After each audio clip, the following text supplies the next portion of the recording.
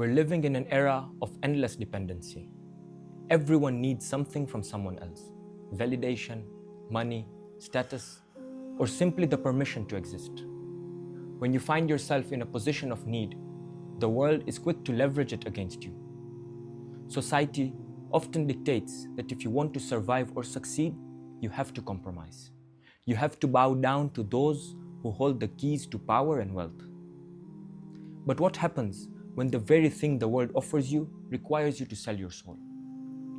What happens when giving in means losing who you truly are? This is when we turn our gaze towards Al-Ghani, the self-sufficient.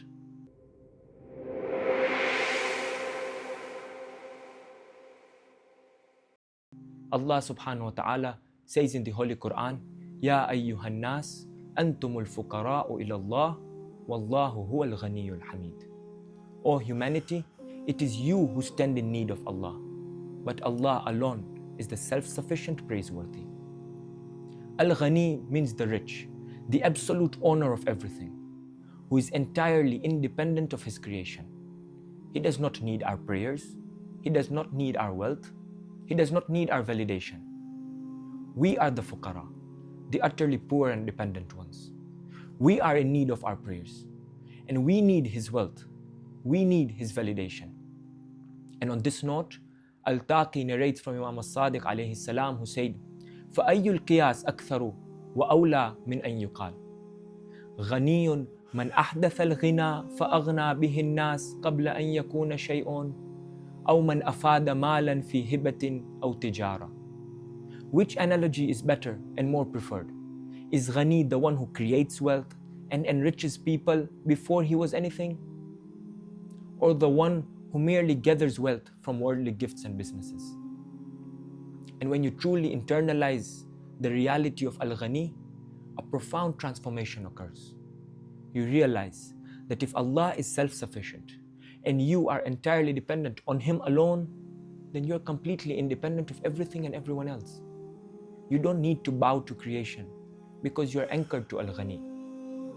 And when we see this fierce independence, we see it displayed in the stance of Imam al-Hussain alayhi salam. Imam Hussain alayhi salam and his companions, when they went to the corrupt tyrant who held the entire wealth and the entire military and political power of the Islamic Caliphate, Yazid demanded allegiance from the Imam.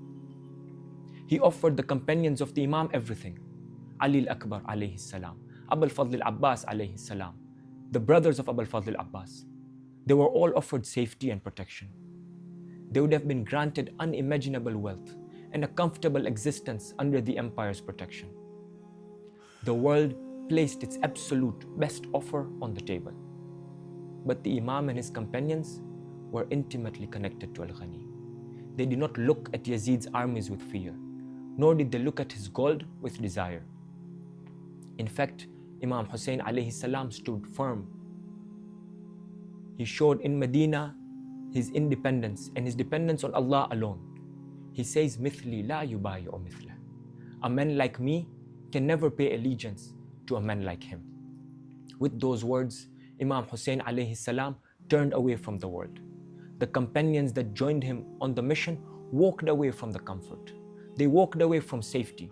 They walked away from power, because accepting them meant abandoning truth and justice. They recognized that Yazid, despite his massive empire, was ultimately a beggar before Allah, while they, walking into the desert of Karbala with almost nothing, was spiritually wealthy because they had Al-Ghani on their side. In fact, Ubaidullah al-Ju'fi describes the people of Kufa, the ones that wrote the letters to Imam. He says, these people are the ones that have inclined towards this world, and they are not true helpers. But even Ubaidullah fell into this trap. When the Imam personally approaches him and asks for his help, Ubaidullah excuses himself. He offers his horse, he offers his sword, the ones that allowed him to be victorious in previous battles. He too hadn't realized the reliance of Al-Hussain alayhi salam on Al-Ghani until it was too late. Today, we too face the challenges and temptations of wealth, from our bosses pressuring us to compromise on alcoholic gatherings for promotions, from our friends and their elite statuses inviting us to mixed gatherings, we are offered comforts and wealth in exchange for our integrity and religion. But the followers of Imam al-Mahdi ajalallahu ta'ala farajah must adopt the mindset of Imam al-Hussain alayhi salam. They must adopt the mindset of the companions of Imam al-Hussain. If we are waiting for the Imam of our time, we cannot be slaves to the temporary offers of this world. We must free ourselves from the dependency on human approval and material gain. Narrations describe the days before Imam al-Mahdi ajalallahu ta'ala farajah and the temptation and desire of this world and say that holding on to faith will be like holding on to burning charcoal. Easy to let go, easy to soothe with the comfort offered by the world. At this time, I turn to you, Ya Ghani, O self-sufficient one. Suffice me in this world and do not make me dependent on anyone besides you. Ya Ghani, when the world offers us everything in exchange for our faith, give us the courage of Hussain alayhi salam to turn it all away.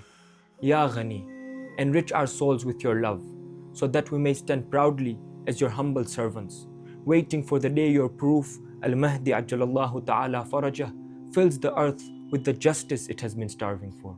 Sayyidi, akhrij hubba dunya min qalbi, wajma' bayni wa bayna al-Mustafa wa alih.